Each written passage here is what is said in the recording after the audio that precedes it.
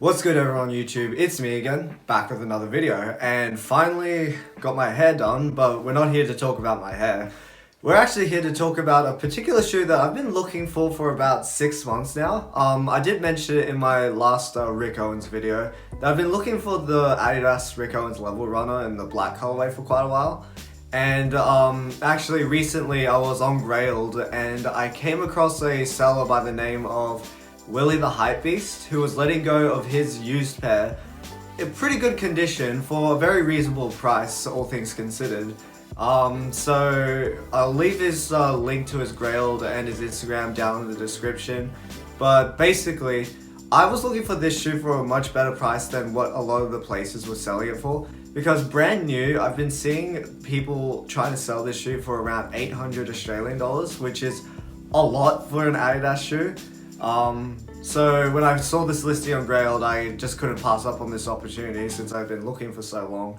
So I'll just get on with the video. So today we have the Rick Owens Level Runner in the black colorway. We'll just call it the black colorway.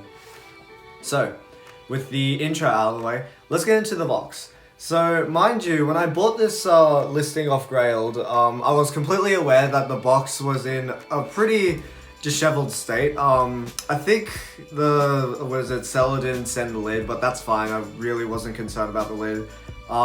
If you actually want to see a more proper unboxing, I'll leave a link to another YouTube video I've seen.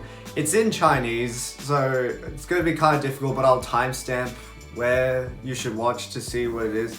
But essentially, there should be a lid on top with Rick Owens and Adidas written on it, and when you lift the lid, there's a lot of paper included, and there's a card that says Rick Owens and Adidas on top of it.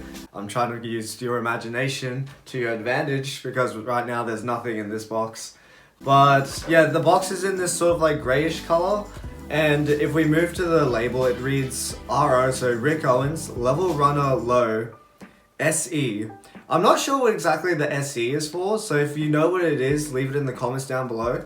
And yeah, so the retail price on these. The retail back in the day for this shoe actually was $890 US. At least in Australia, there were places selling it for 1,200 Australian dollars. That's absolutely ridiculous for an Adidas shoe, all things considered. I didn't pay this. The seller I bought it off was letting it go for 240 US dollars shipped. So that ended up being about 364 Australian dollars. I'll just put all the conversions here. And honestly, for 360, all things considered, the condition and just how much I really wanted this shoe, I'm really appreciative of actually being able to come across this, because it's been so long that I've been looking for this shoe. So Willie the Hypebeast, I thank you again for this pickup. So yeah, with the box out of the way, let's get into the shoes. And here we are, the Rick Owens Level Runner Low SE in the black colorway. So the first thing you'd probably notice when you look at this shoe is that it really is kind of like this minimalist, maximalist kind of like vibe going with it. In terms of the colors itself, you really don't have much going on. We've just got simple black, cream, and like gray colors. But where all the interesting details lie are actually in the shapes of the shoe. So looking back at the collar section of the shoe, we've actually got this really stuffed, almost overstuffed padding around the collar area. It's all done in this nice sort of leather upper, but I believe that like there's some real leather and like pleather mixed in together to sort of give it an all unified look. So around the collar area, the tongue, the lace eyelets, as well as the toe box, I actually think this is real leather, but the main body of the shoe itself seems to be this interesting sort of pleather that's actually backed by like a fabric. You can see it on the inside of the shoe, and it gives it a really sort of stretchy property. It's almost like a knit kind of stretchy, which is really odd for a pleather, but it actually makes it feel quite nice when you're actually wearing the shoe. So really we've got like leather pretty much all on the upper, and we've even got leather that like coats part of the midsole. And what's also really interesting about the first edition was that the leather upper actually comes all the way over the midsole foam. So really, all you see is this leather upper and it comes down to the outsole, which I think was a really interesting dynamic to the shoe. The interesting thing about the cushioning actually, and this is something that I found really odd about this particular release of the 3 colorways that they came out with, but the black colorway was the only one that actually utilized the Adidas Boost technology. So the boost is actually completely hidden from the outside, but when we take a look at the insole, we've got pretty much just boost, like almost like an insole of boost that runs along the entire shoe. And we've got a little bit of Adidas Rick Owens branding on the leather itself on the insole. And also on the back part of the outsole, on this little fin here, we've actually got boost branding as well. The other thing that's sort of interesting about this particular shoe is the geometric block shapes that they've got on the outside and the inside of the shoe. So a lot of people kind of compared this to like the Rick Owens version of an Adidas NMD, which kind of makes sense because 2017 was still when NMDs were kind of a thing. Not so much these days, but it's a really nice touch in my opinion. And then moving to the outsole, we've got this typical sort of sawtooth outsole. I feel like Rick Owens has this affinity towards sawtooth outsoles. Looking at the front, you can see there are some Adidas and Rick Owens branding. And in the midfoot area, you can see a window where you can actually see the boost layer that's hidden within the shoe. And just another small thing to point out is that the sawtooth direction actually changes on the shoe. So from the midfoot, from the toe to the midfoot, we've actually got it facing this way. But then from the heel to the midfoot, we've actually got it facing the other way. It's just small details like that that really kind of make this shoe quite beautiful in my opinion. So that pretty much covers the main features of this particular shoe. In terms of sizing, I found that when I actually tried this shoe on in store in my true to size, the width was pretty good, but the length was actually quite long. So what I ended up opting to do was actually go down half a size. And I will say this, going down half a size, the length is perfect. It doesn't feel like too long or like sausage-like. However, I will say that the blocks after a long day of wear actually start to dig into your feet a little bit. So my recommendation would be, if you have a narrow foot, I definitely recommend going down half a size. If you have a normal foot, I would probably try them on in store to figure out what's good for you. And if you have a wide foot, I would say stick true to size, because if you have a wide foot and you go half size down, these blocks they're gonna kill your feet. So I'm typically a US 9.5. I bought these in a US 9 and they fit me great aside from like some block issues, but I'm okay with that to be honest. Now, in terms of comfort, I actually find that the Rick Owens Level Runner is surprisingly comfortable.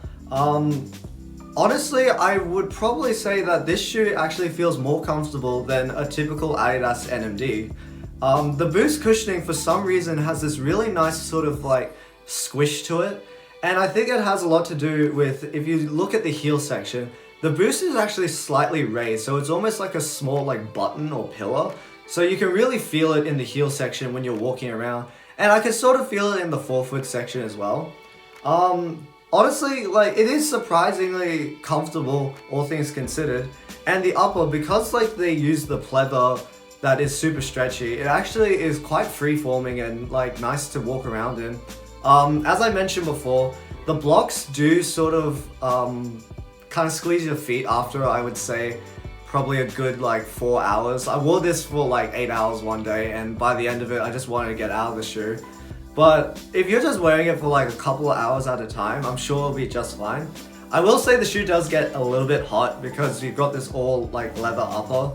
But overall, I would actually say for a sort of high fashion like designer shoe, this really is one of the most comfortable shoes in that sort of like category. Now I get into the part of the video where I talk about my opinions on this shoe. And honestly, like, it's really interesting how, like, looking back at some of the old archive Adidas collaborations, I kind of like kick myself for not having noticed these back in the day. To be fair, I wasn't really too heavy into collecting sneakers back in 2017, so I probably just saw this and completely glanced over it. But honestly, that really is kind of the beauty of this shoe. When you just take a look at it, it really is quite a simple looking shoe.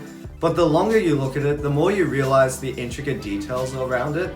I just love the geometric shapes on it, the giant sort of block, how far the midsole and outsole actually sticks out. Sort of the angles and shapes, the sawtooth outsole, the giant sort of padded collar. Everything about it just, it doesn't scream anything in terms of color, but in terms of shapes, it is really loud in that aspect. Kind of going along with the whole maximalist, minimalist kind of appeal. And plus the fact that this is the only version and only Rick Owens Adidas shoe that ever included Boost. Can't be mad at that. Always loved myself a little bit of extra comfort. So overall, I would say that, yeah, for a designer sort of shoe, this really is something that I feel like a lot of people have looked over.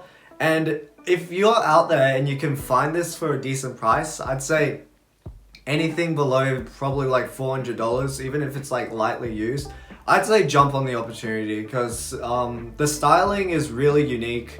It's really interesting, and trust me, at least in Australia, you'll never catch anyone else wearing the same shoe as you because I've never seen anyone wearing this. So yeah, if you want to be a unique, special little snowflake, you can.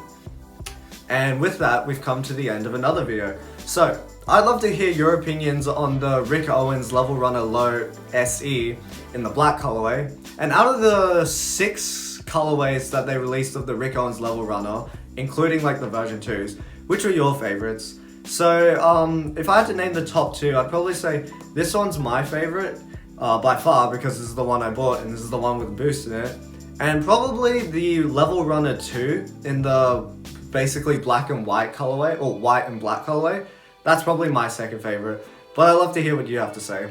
Like the video if you like the video, dislike the video if you dislike the video, and if you're into more sneaker content and that sort of thing, consider subscribing to the channel. And yeah, I'll just leave it at that. And I'll catch you guys in another video.